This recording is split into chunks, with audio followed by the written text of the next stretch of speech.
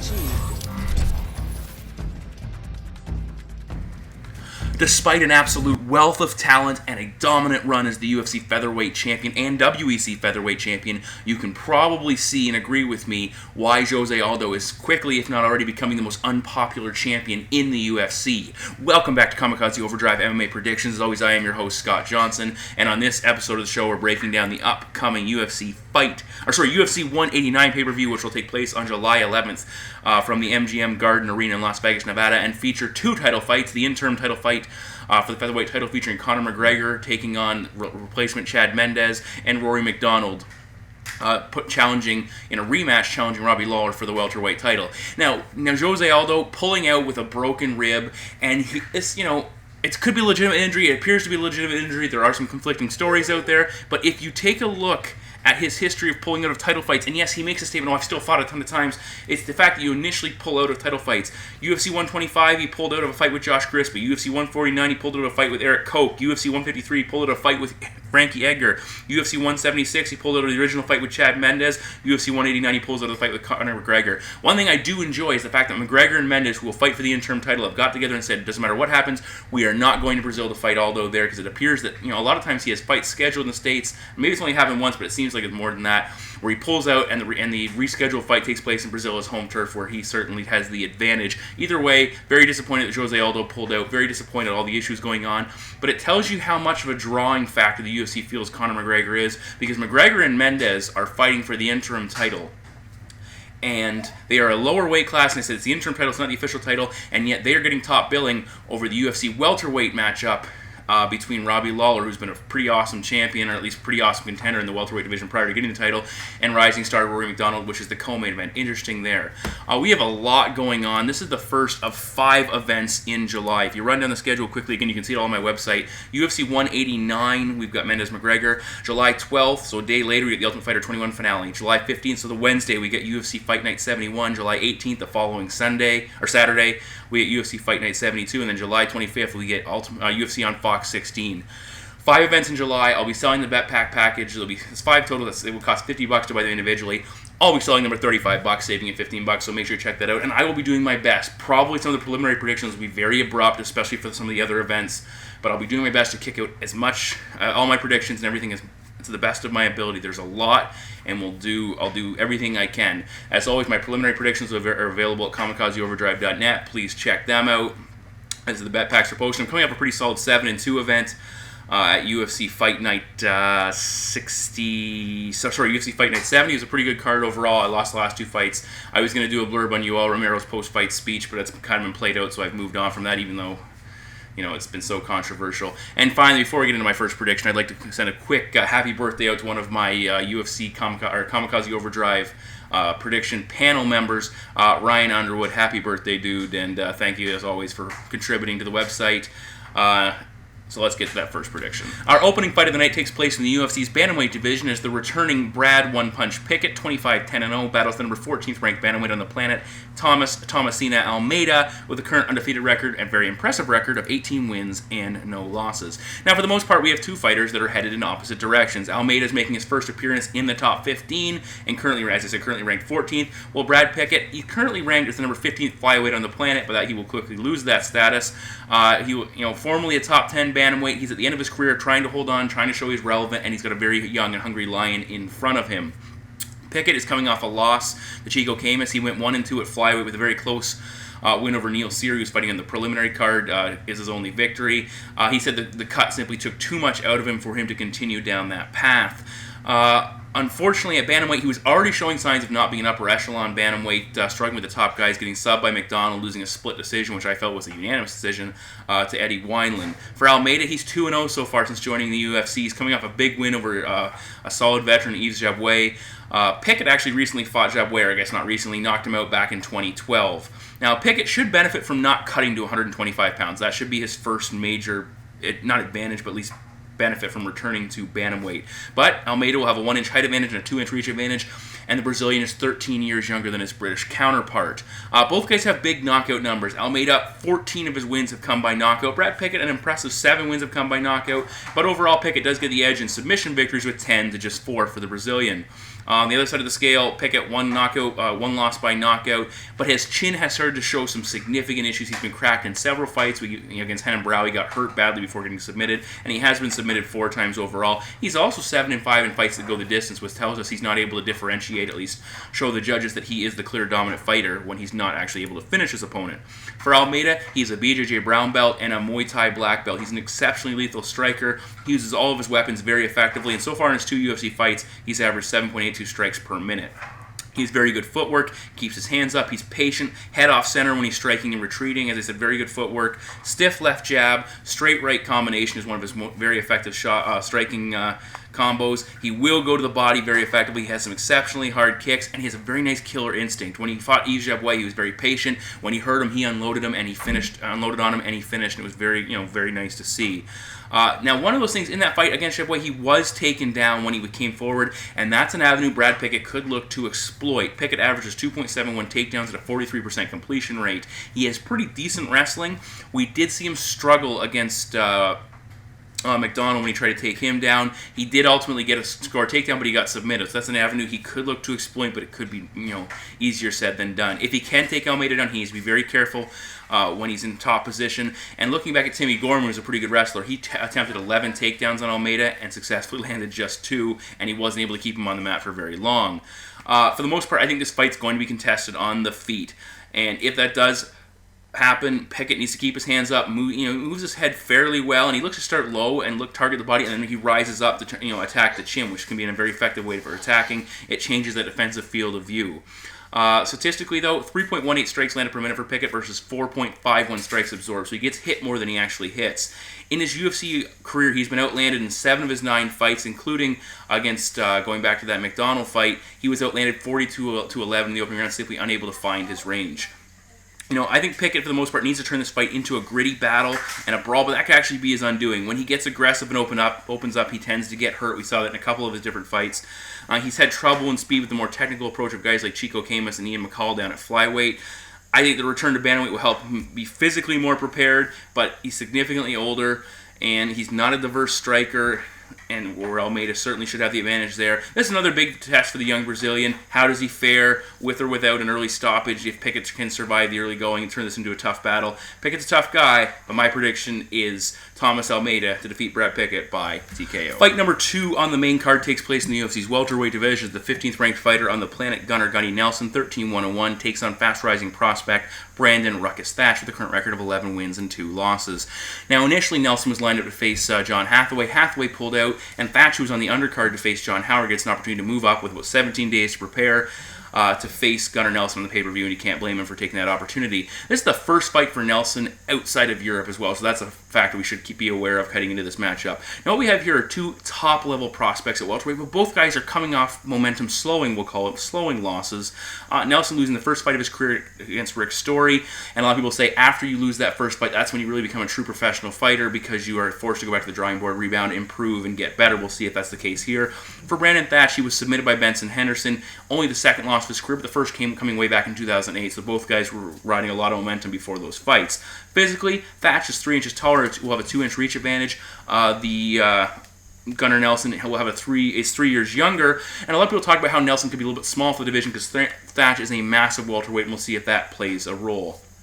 Overall, Thatch is a vicious knockout artist. 7 of his 11 wins have come by knockout. He does have 4 submissions overall, including 1 that came due to strikes.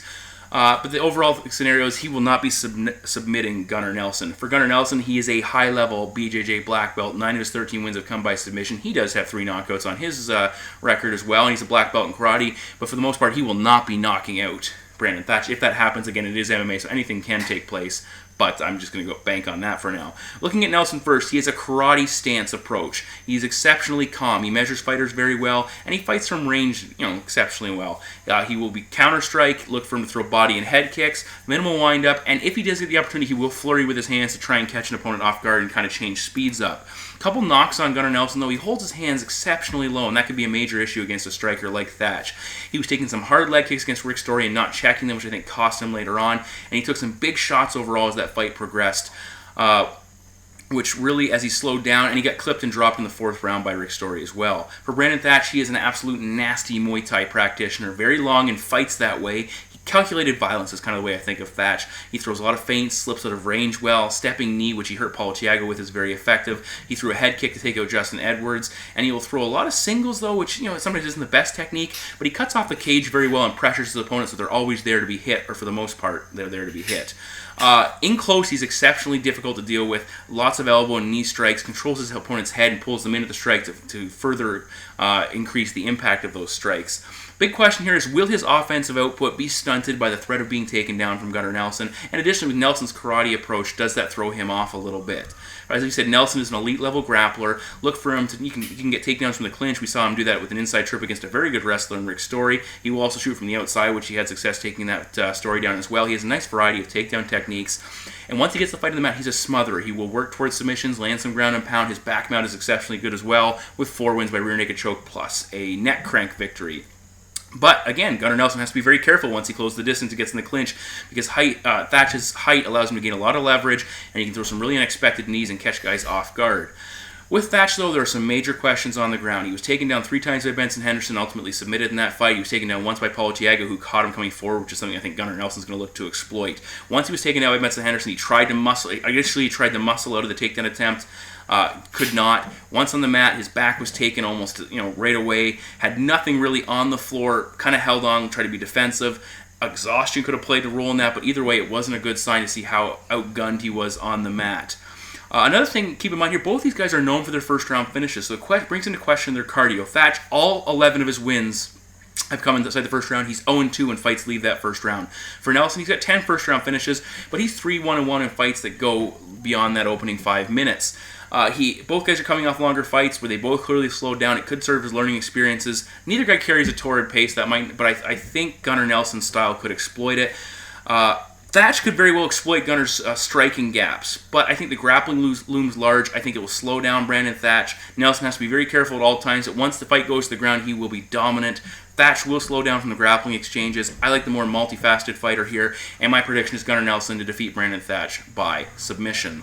The midway fight of the main card takes place in the UFC's featherweight divisions. The number 8th ranked Dennis the Menace Bermudez, 15-4-0, battles the number 11th ranked Jeremy Little Heathen Stevens, 23-11-0. Now, Bermudez is coming off a loss that halted a significant 7-fight winning streak. It was a massive setback, and he certainly needs to restart. For Jeremy Stevens, he came to featherweight with 3 consecutive wins, has now lost back-to-back fights against upper echelon opposition, and he needs to get things going again as well. Stevens will be 2 inches taller, he'll have a 5-inch reach advantage, and surprisingly the same age. Stevens, overall, he has head melting power. 15 of his 23 wins have come by knockout, most at lightweight. He did stop Hani Jason with a head kick as a featherweight, and he holds a knockout victory over current lightweight champion Rafael Dos Anjos, obviously before Dos Anjos got to the point he's at. For Bermudez, he has 4 wins by knockout. He's a well-conditioned fighter, though, NCAA Division I wrestler, underrated submission game as well. But both these guys have some significant issues that are worth noting. Stevens tends to be a headhunter and can be a little bit predictable at times. He's 5-7 in fights go the distance, which shows that his opponents have the ability to outpoint him. For Bermudez, he tends to get hurt in a lot of his fights. We saw that in his last fight and several other fights before that, and his submission defense is a major issue, as all 4 of his career losses have come by tap out. With Stevens, he has an exceptionally big right hand. He hit Cub Swanson with it several times as he came forward, really backed him off, and he only needs one flush connection to turn a fight around. He did that against Marcus Davis in a fight he was probably losing late in the matchup. He has a nice right hand counter to leg kicks, which I think he'll employ in this fight as well. He will throw body and low kicks of his own, but he needs to mix up his striking to be diverse throw combinations. Against Cub Swanson, where he found his success is when he was pressuring him, kept him backing up, used that power to make him apprehensive. He can work his wrestling, probably not against Dennis Bermudez. I think Bermudez has too good a takedown defense for him to exploit that. Where we saw Stevens struggle against Swanson, though, he was struggling to pull the trigger when Swanson used a lot of feints and moves. It really stunted whatever Stevens was throwing at him. For Bermudez, as I mentioned, he frequently gets hurt in fights. He does often recover and come back, but against Stevens, you do not want to have get hit with a shot that could hurt you, because that's probably going to be lights out. Against Lamas, he got dropped with the jab, immediately submitted. He got hurt by Matt Grice in that fight early on. And those are major question marks coming into this fight. I think he would be best benefited if he can get his wrestling involved in the fight and take Stevens down. If he does fight on the feet, which he's more than capable of, he throws some hard leg kicks, he has power in his strikes, good knees against Clay Guida, he knows how to finish. We saw that against Jimmy Hedges, blasting with a barrage of strikes he couldn't endure. When he does strike, he uses a lot of movement, but he tends to stand in the pocket at times, which makes him very hittable, and when he does attack, he moves in straight lines, which a veteran fighter like Stephens could take advantage of. He did have trouble with the reach and range of Max Holloway. He seems to come up short at times. Even against Clay Guida, not known for striking, he was throwing a lot of strikes that weren't actually connecting. He leaves his chin out, and he will overextend when attacking as well. Against Clay, he was getting cracked with some big right hands when he came forward. He lets his left hand drop a little bit, gets hit, and that's the thing. Against Stephens, that could be lights out. Bermudez, overall, for me, needs to be diverse in this fight. He needs to use his speed, work in and out, score some takedowns, and really keep Stephens on the defensive. But I think when Bermudez opens up, he gets hit too much, and I think Stephens should be able to capitalize on that. He does have a height and reach advantage. He certainly has the striking advantage, I think, and the power. I think Stephens will land the more impactful strikes, back Bermudez up, capitalize on those mistakes, and land that big right hand. So my prediction is Jeremy Stephens to defeat Dennis Bermudez by knockout. In the co-main event of the evening, the UFC's welterweight title will be on the line as the champion, ruthless Robbie Lawler, 25-10-0, makes his first title defense when he takes on Rory Red King MacDonald with a current record of 18 wins and 2 losses. Now, MacDonald, the first meeting took place at UFC 167 back in late 2013. Robbie picked up a win, ultimately got the title shot. It was an upset victory. He got the title shot initially against Johnny Hendricks, which he lost. Since that first meeting between these two, he's gone 3-1. 1-1 against Hendricks, beating Jake Ellenberger and Matt Brown. For Rory MacDonald, he's gone 3-0, defeating Damian Maia, Tyrone Woodley, and Tarek Saffiedine in that span. For Rory, that was the second loss of his career when he lost to Robbie. Last time he had a loss was against Carlos McConnett. He ripped off 5 consecutive victories and looked much improved. There's a lot of pressure on Rory coming into this fight. He's representing Canada. Obviously, it comes with that welterweight title connection in George St-Pierre and going back to Carlos Newton as well. And for us, the hobby talked about in the media how Rory really underestimated him and did not fight up to his potential. So a lot of people are saying, well, if you fight to your potential, you should win. Robbie, he's coming off a very close and maybe not a great performance despite winning the welterweight title against Johnny Hendricks. Hendricks had cardio issues, which allowed Robbie Lawler to get back in that fight. But overall, Lawler has been absolutely rejuvenated at welterweight. Since coming to the UFC, he is 6-1, and to put that in perspective, he went 3-5 as a middleweight in Strikeforce. He's won the welterweight title in this span, as we said. It's an absolutely great story. Can he defend and keep things going? Physically, Rory 1 inch taller, 2 inch reach advantage, and he is 7 years younger than the champion. Now, in the first fight, here are some of the takeaways I had. Rory has to be busier. He can't sit and measure. And for Robbie, he needs to maintain pressure and output. When Rory was measuring, Robbie was attacking, and that won the judges over in that fight. Robbie came out throwing a lot of hard low kicks. He needs to implement something similar. They went unchecked by Rory, which he needs to change up. Robbie ultimately was able to set up his high kicks and threw a nice hard right uppercut combo to hurt Rory because he was attacking low. Rory, when he was being offensive, hard body kick was very effective. The straight right also worked. He landed the push kick to create some separation. But Lawler still maintained the pressure, which can be very discouraging to a fighter when you're hitting with the best shots and they're not backing up. Another thing as well, Robbie can hurt Rory standing. I don't know if Rory can hurt Robbie overall. Possibly if he gets him to the ground and lands elbows, that could be his avenue to victory.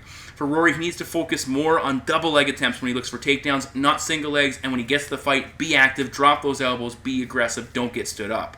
Lawler has exceptionally good takedown defense. He punishes his opponents on attempts. He needs to continue doing that. If he's taken down, use that butterfly guard, scramble, get back up. Overall in that fight, I gave Robbie rounds 1 and 3. Now this fight, coming into this fight, Robbie has brutal knockout power. 19 wins by knockout versus Rory, who's a very calculated and multifaceted fighter. Rory, when he measures fighters, it's still a decent, good distance management overall. He likes to slip back out of range, and it really limits his opponent's landing impact. For Rory, though, he wants to play chess, and that's his approach. When he benefits when he gets his opponent to hesitate, and he's had that success in the past, I don't think Robbie will hesitate in this fight. He's still going to come forward and be aggressive. For Rory, again, he wasn't able to pressure and unload. Or he was able to pressure and unload against Tyrone Woodley and Damian Maia, to a lesser extent against Derek Saffiedine, because they weren't firing back. They froze under the pressure. He had that nice knockout of Saffiedine, caught him during a combination. That's something, again, he needs to be aggressive. Not just pressure, but actually let his hands go. For Lawler, against Hendricks, he came out very aggressive, which cost him later in that 5-round fight as he gasped very hard. Hendricks had a lot of success slowing Robbie down with grappling, and even though Robbie had great takedown defense and spread his legs and did a nice job of shutting it down, he was still on the defensive. Robbie at times wasn't pulling the trigger against Hendricks, looking to roll with punches and absorb them, and that, I think, could have cost him some rounds easily had Hendricks not gassed out. I think he could have been pacing himself a little bit, looking for openings, but Rory, it's going to kind of play into Rory MacDonald's styles. Again, he wants to do that. He wants you to look for openings because he's going to look for them as well and look to capitalize and counter.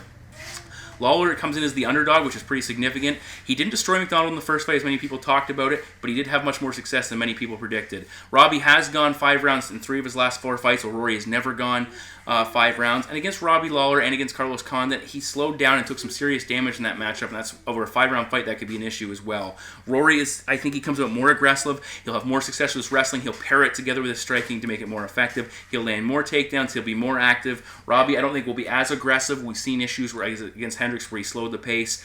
And my prediction is Rory MacDonald to defeat Robbie Lawler by TKO, most likely top position strikes, and become the new UFC welterweight champion. In the main event of the evening, we have the interim UFC featherweight title fight as the number 2 ranked Chad Money Mendez, 17-2-0, steps in for the champion Jose Aldo to face the man who was set the challenge for the title, the number 3 ranked notorious Conor McGregor of Ireland with a current record of 17 wins and 2 losses. Now, Mendez is replacing Aldo for the interim title fight. Mendez was told to prepare in case this happened, and he's ready to go, obviously. And the question is now, is the Aldo fight bigger, especially if McGregor wins this matchup? For Mendes, it's fight number 3. That could be an exceptional fight as well. Mentally, Mendes seems to be more able to deal with McGregor's shenanigans, and see if that plays out here. And the big thing is, can McGregor switch focus? He seems to have of late switched his focus to Mendes and not target Aldo as much. One thing to keep in mind here, we have a significant style change as Aldo's lethal striking game has been swapped out for a high-level wrestling, power-punching approach of Chad Mendez. Physically, McGregor 3 inches taller, 8-inch reach advantage. Aldo looked much bigger than Mendez, and keep this in mind, McGregor's 2 inches taller than Aldo, and he's got 4 inches more reach than Aldo, so he should look exceptionally bigger than Chad, as he calls him, Chad Mini Mendez. Conor overall, 15 of his 17 wins have come by knockout. He's never been knocked out in his career. Versus Mendes, 5 of his last 6 wins have come by knockout, which is pretty darn impressive, and he has the 1 loss, which came against Jose Aldo. Can Conor deal with the wrestling of Chad Mendes is the first question we should look at. He's never faced anyone on this level before, and it can be a distraction set up his striking. Mendes has talked in the media about how he's going to put McGregor on his back and really bust him up and go with, he could go back to a wrestling-heavy attack. I don't know if that'll be the case, but we'll see. If McGregor can't defend the takedowns, he could work off his back, but it's a tough position to win a fight in. For striking, Mendes stands in the pocket a lot, and he's really focused his recent fights on his striking approach. He likes to strike at close range. He's not a great distance fighter, relies on power and his ability to stand in the pocket and take damage. Against McGregor, that reach could be a major issue. He was having trouble with the leg kicks of Aldo, and the speed and variety were really throwing him off as well. Against Aldo, he got rocked in the first, he got dropped after the bell, and he got hurt in the 3rd round as well, so he certainly can be tagged. Obviously, he was knocked out in that previous fight. But he had success of his own. He tagged Aldo with a hard uppercut, set up with a nice takedown level chain, or faking a takedown attempt. He followed up with some significant hooks, but he throws a lot of singles. And if he can land and do damage, that's great. But if he can't, he becomes predictable and ineffective. Some of his better strikes, he has a hard right hand, so the uppercut can be effective against Aldo. Then if he headhunts, again, predictability. For Conor, he's a southpaw, which can be a major issue. He uses all of his weapons very well. He deals with pressure exceptionally well, and he's very calm. He throws a bit of a wider stance as his opponents, which can prepare him for the shot. And he throws a nice variety of kicking techniques. And again, lots of kicks, seems to open up with kicks and throw his opponent off and keep them at distance, which could be something against Mendes. It could also open him up to being taken down. He gets good extension on his strikes, likes to maximize his reach, but I guess those flashier techniques could leave him vulnerable to being put on the mat. That's something he does not want to see. We saw Diego Brandao try and put Conor on the floor, and Conor reversed him to for a takedown, get in the top position. But again, Brandao and Mendes not the same. Keep in mind though, Conor has been working with Gunnar Nelson, so solid grappling acumen, is not that far away. Against when he fought Brandao, we saw McGregor use a lot of decent combinations, mixed in his kicks very well, went to the body, which ultimately pretty much stopped him. He throws hard left hand, sets it up exceptionally well, changes speeds, really hard to defend against, and he'll put the focus on his kicks before throwing that left, which, forces his opponent to defend against multiple aspects of his striking repertoire.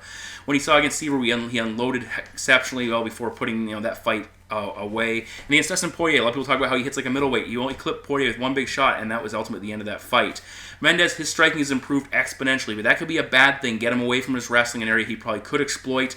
Mendes gassed against Lentz a little bit. He was sick in that matchup, but a short time to prepare. If the cut goes poorly, could that be an issue as well against McGregor here?